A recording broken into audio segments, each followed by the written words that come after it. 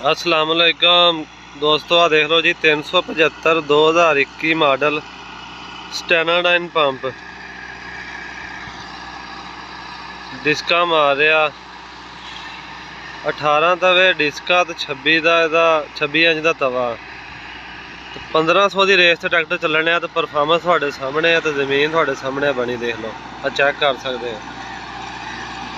तो कोई ट्रैक्टर धुआं शुआं नहीं दिखा रहा, देख लो बिल्कुल ना कोई स्लिप आ,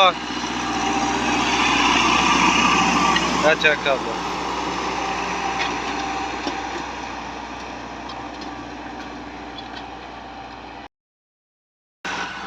चेक कर लो जी स्टैनाडाइन पंप दे कमाल।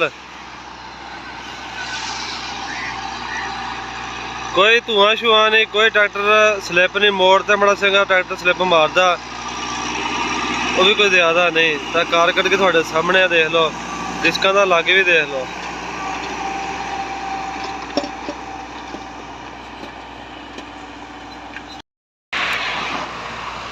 चेक कर लो जी, दौड़ शुरू कर दी है हम बेली ने, तो थानू दिखाने कि ट्रैक्टर की कितनी की स्लिप आ।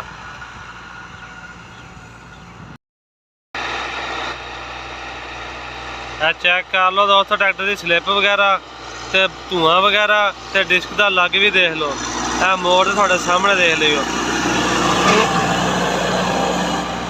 26 इंच का तवा।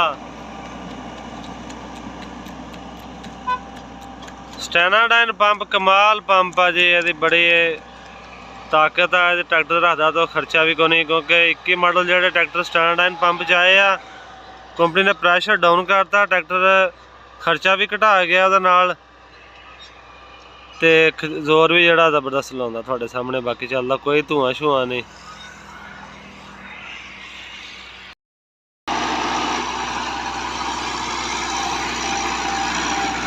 ਇਹ ਦੋ ਸਰਾਖ ਪਿੱਛੋਂ ਛੱਡੇ ਹੋਏ ਆ ਜੀ, ਦੇਖ ਲਓ ਡਿਸਕ ਦਾ ਅਲੱਗ ਤੇ ਟਰੈਕਟਰ ਦੀ ਸਲਿੱਪ ਵਗੈਰਾ।